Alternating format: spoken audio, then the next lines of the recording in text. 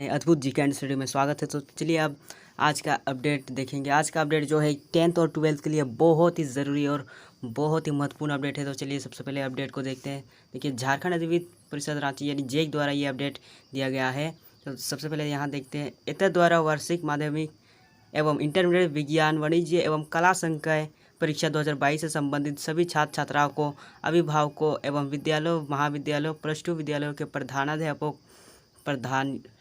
प्राचार्यों को सूचित किया जाता है कि वार्षिक माध्यमिक एवं इंटरमीडिएट विज्ञान वाणिज्य एवं कला संकाय परीक्षा 2022 के जो छात्र छात्रा अपने विषयों के प्राप्तांक से संतुष्ट नहीं है, वे स्क्रूटिनी के लिए अपना आवेदन दिनांक 8/7/2022 से 16/7 तक झारखंड अधिविद्य परिषद के वेबसाइट www.jec.jharkhand.gov.in के माध्यम से ऑनलाइन जमा करेंगे। स्क्रूटिनी के लिए आवेदन जमा करने की विधि निम्नवत होगी। नीचे जो विधि दिया हुआ है उसके अनुरूप ही यह जमा करना है।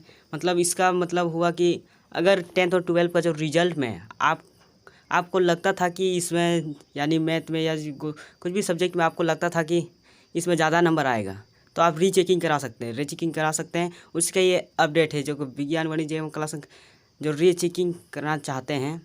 अगर आपको लगता था कि ये इसमें मेरा ज़्यादा नंबर आया, इसमें मेरा कम नंबर आया और ज़्यादा नंबर आता तो इसके लिए आप यहाँ पर जमा कर सकते हैं आवेदन। तो ये कब से शुरू हो रहा है? ये 8/7/2022 से 16/7/2022 तक शुरू हो चुका है। इसके बाद आप जमा करेंगे तो आपका आवेदन नहीं ले जाएगी। तो आप 8/7/2022 से 16/7/2022 तक आप इसको जमा कर सकते हैं आवेदन।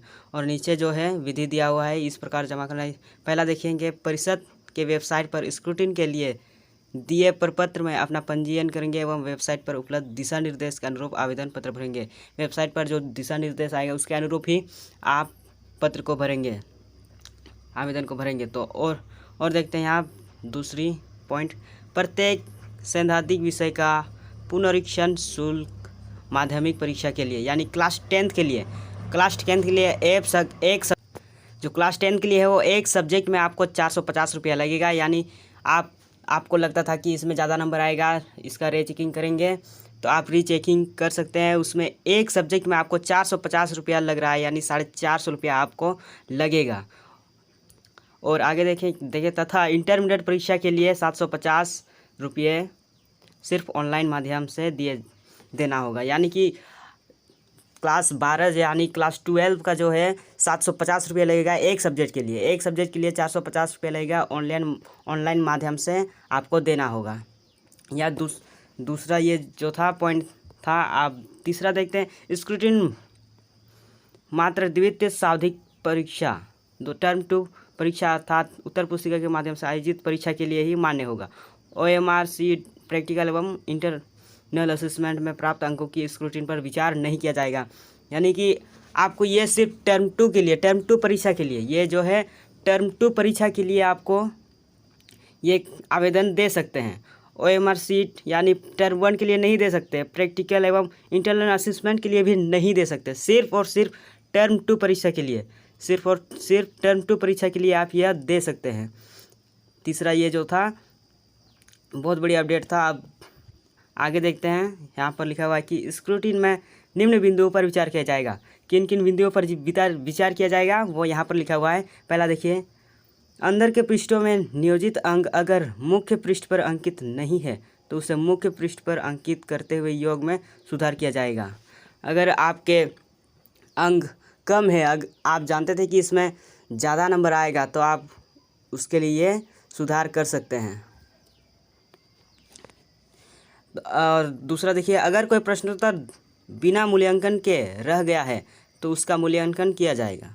बिना मूल्यांकन के रह गया है उसका मूल्यांकन किया जाएगा। आगे देखिए, अंकों का योग अगर सही नहीं है तब उसमें सुधार किया जाएगा। अंकों का योग भी सही नहीं है, उसमें आपका सुधार किया जाएगा। और भी आगे देखिए, स्क्रूटिनी के लिए आवेदन देने वाले छात्रों को स्पष्ट किया जाता है कि स्क्रूटिनी के तहत मूल्यांकित प्रश्नों का पुनः मूल्यांकन नहीं किया जाता है, जिससे अंक वृद्धि की संभावना कम रहती है। अतः एवं परीक्षा के किए बिना संपूरक कंपार्टमेंटल परीक्षा 2022 अथवा वार्षिक परीक्षा 2023 के लिए परीक्षा आवेदन प्रपत्र भर सकते हैं।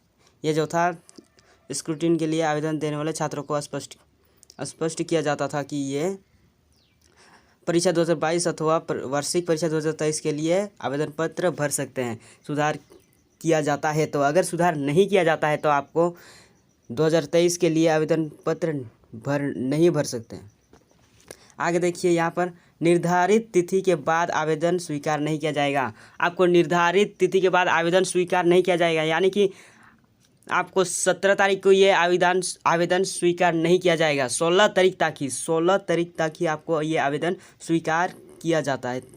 आगे देखिए कि निर्धारित तिथि के बाद अथवा डाक, कुरियर, ईमेल या अन्य किसी माध्यम से भेजा गया स्क्रूटिनी हेतु आवेदन पत्र स्वीकार नहीं किया जाएगा।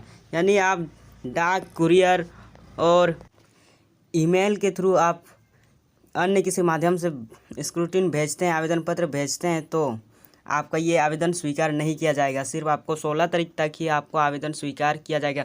ये जो था क्लास 10th और 12th के लिए बहुत बड़ी अपडेट था। तो आप हमारे चैनल पर बने रहें, और अगर इससे आपको कोई जानकारी मिला हो तो आप चैनल को सब्सक्राइब कर दीजिए। धन्यवाद। आज का इतना ही।